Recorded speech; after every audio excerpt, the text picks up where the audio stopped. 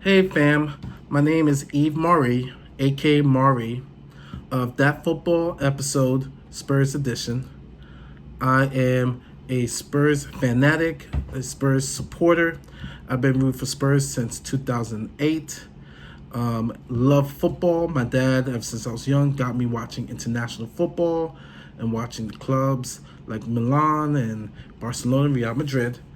But eventually, as I grew, my heart fell in love with Spurs around 2008. And like I said, I grew up with the tail end of Ledley King's career and Gareth Bale, Van der Vaart, and all those boys went through the AVB, Tim Sherwood transition, which was horrible. And of course, the glory years of Poch, though we didn't win a trophy, but was still the glory years, and I love Spurs till I die. And so I started this channel, so please support me. Hit a like, subscribe.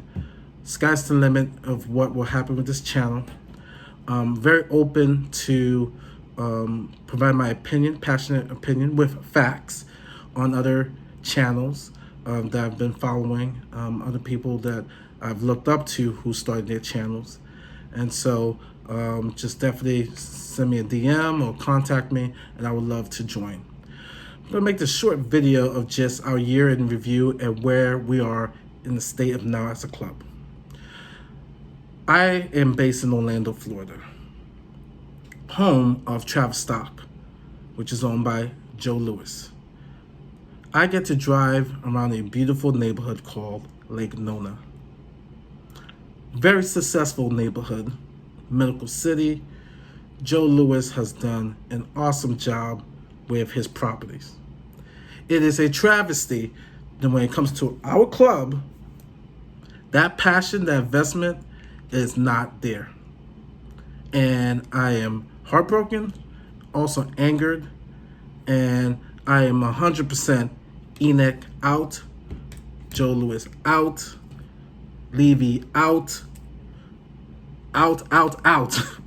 And I wish I was with you guys in London for the out.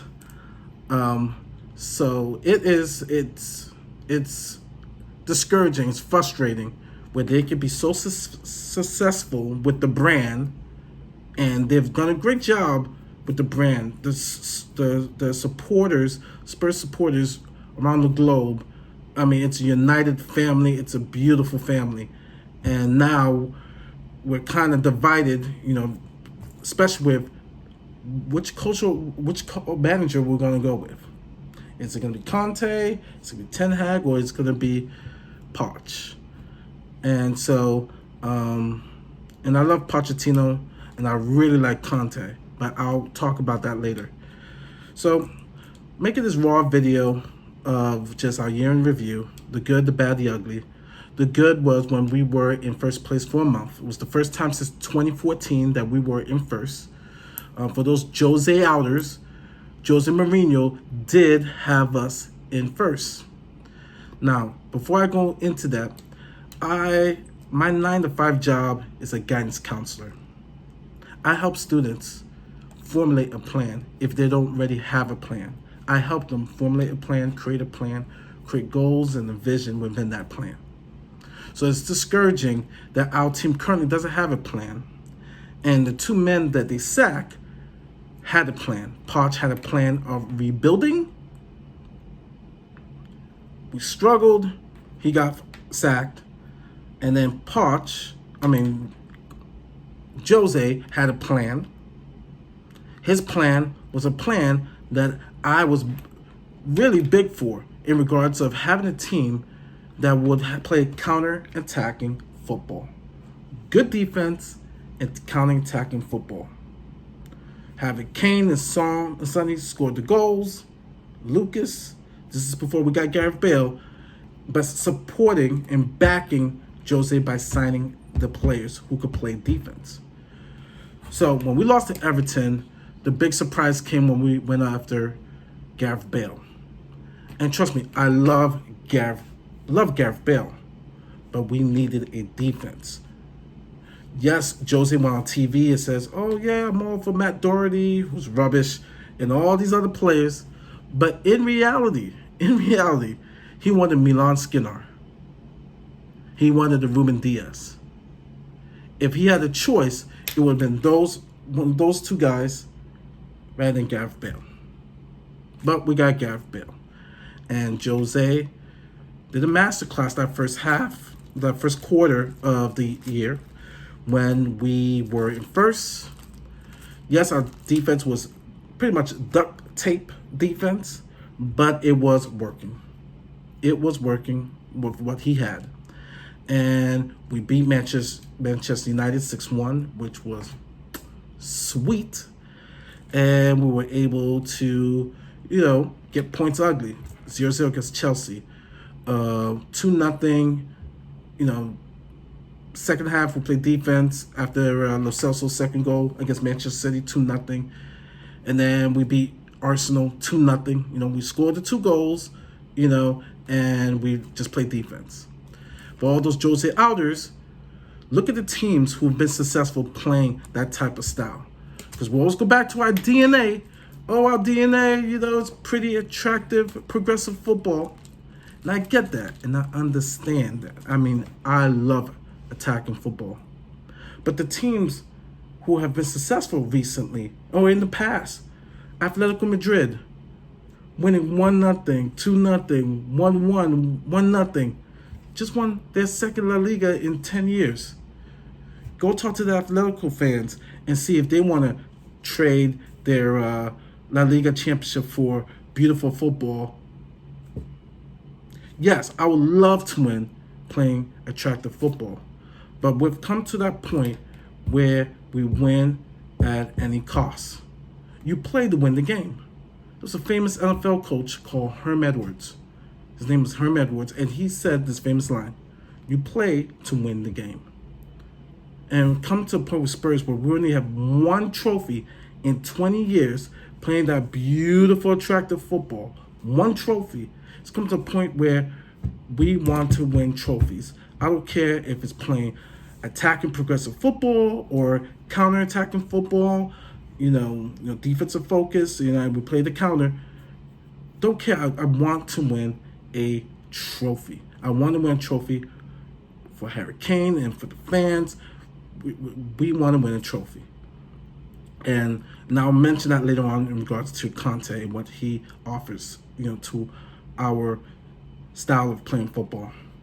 So the good was we were in first place for a good month.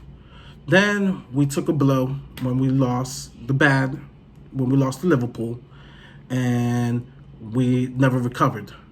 You had some players who were still dedicated to Jose, like the Højbjergs, the Kanes, the Sonny, the Lloris, and just recently Suzuki.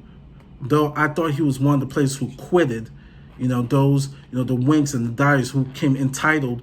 We need our minutes because we need to play on the England national team. Excuse me, you play first for the badge.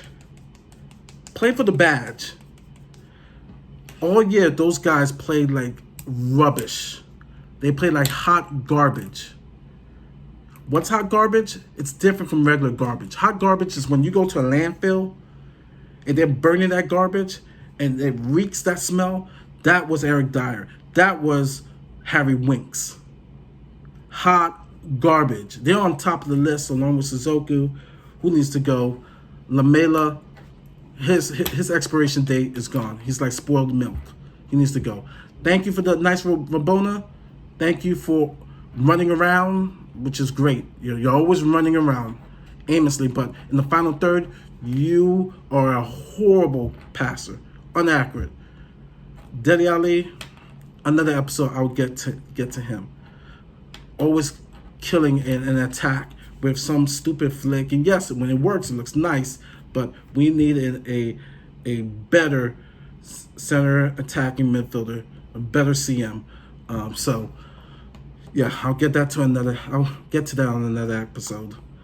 But and then came after the bad, Liverpool game. We got to the ugly. The ugly was the week where we lost to Arsenal. Smith Rowe was playing our defense like a fiddle, up the flanks, in the middle. I mean, we lost to Arsenal.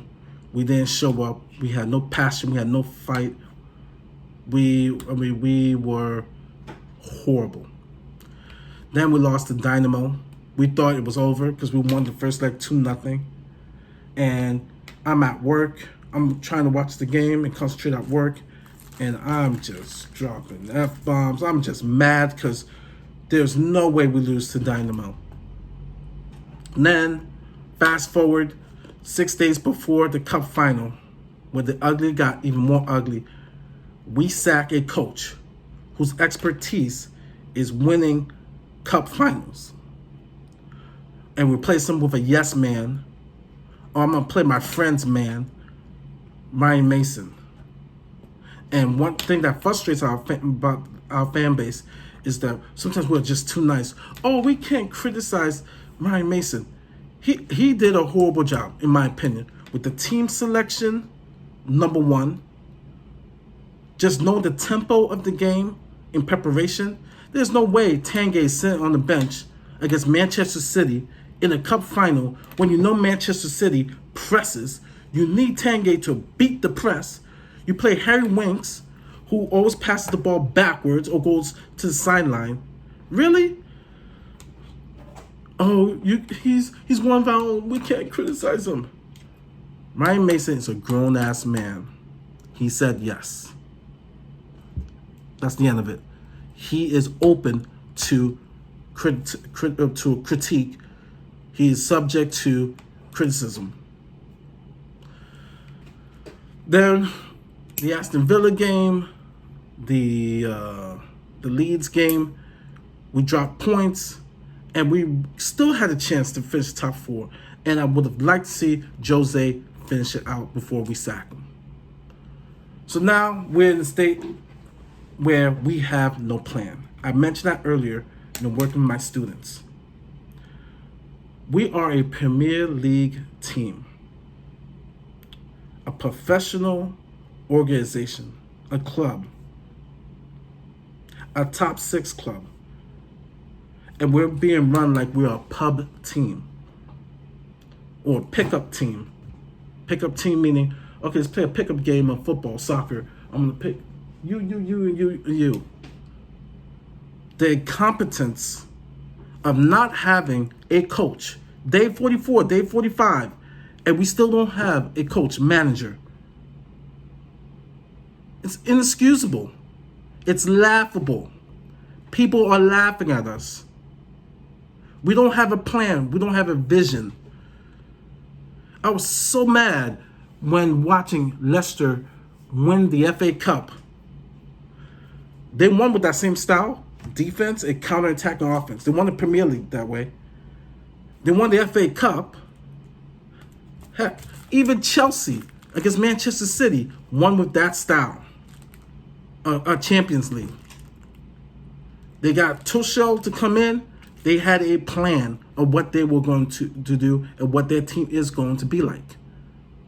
For us, we don't have a plan. We don't have a vision. Yeah, Daniel Levy says, okay, I want to find a coach that's going to be pushing it and progression and attacking football. But we had that. We had that with Poch. And he just said we needed a rebuild. And sometimes it's that second wave where the more trophies will come in. But you sacked him because you went down with his plan.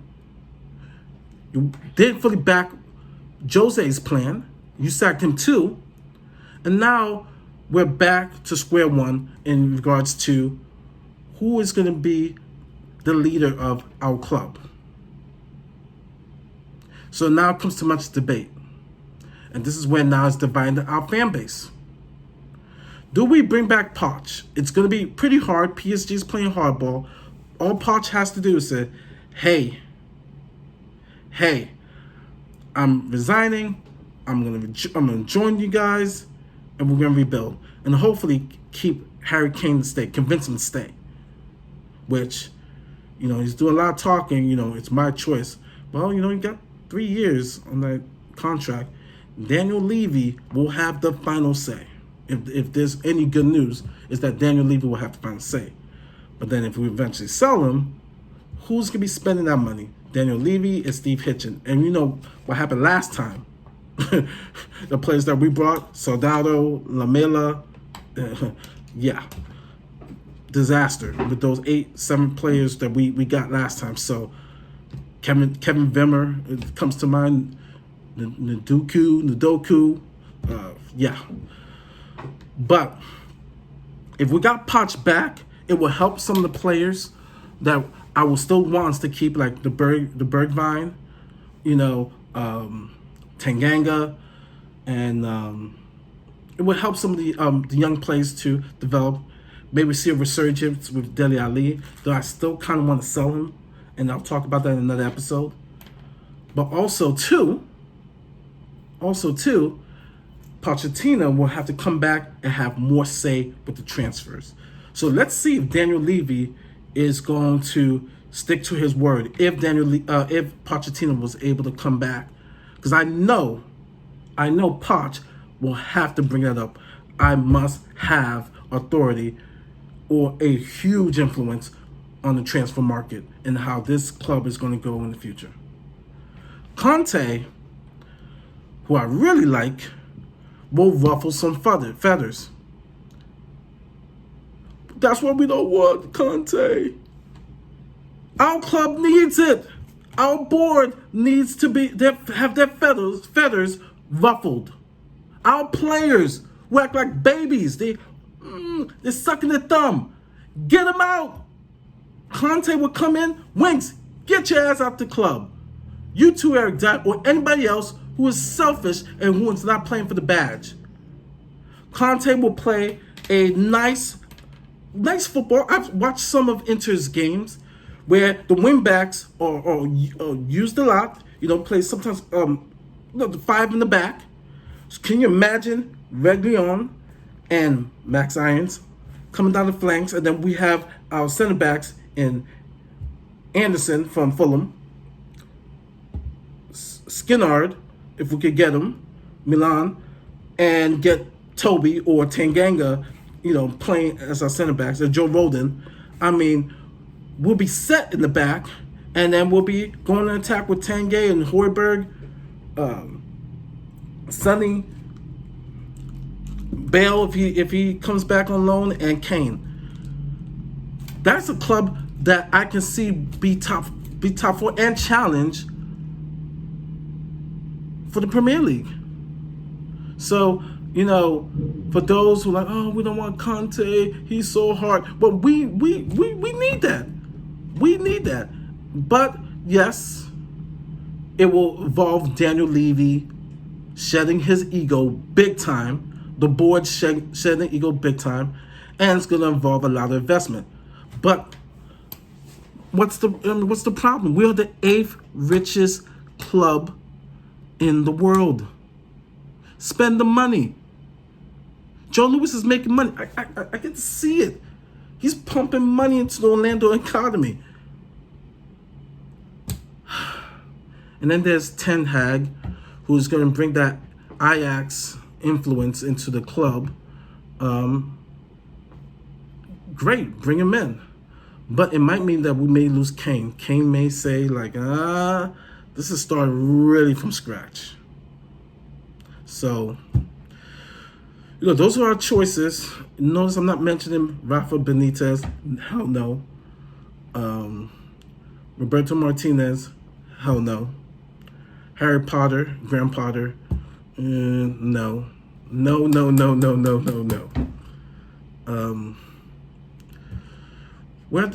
Fam, we are in the crossroads. And we will definitely have a coach before the Euros. Just watch Chris Collins' interview with Mr. Romano, and says we will have a coach before the Euros. And I hope he's right. We need to start getting, in the transfer negotiation. I know we are close to getting Anderson. I would like to get Stabitzer. and some other players that are on my mind that I would love to get. Botman and Max Irons. So we'll see. But thank you once again. This is my first Raw video, and just hit a like on my channel. Go to my channel, hit a like, and subscribe.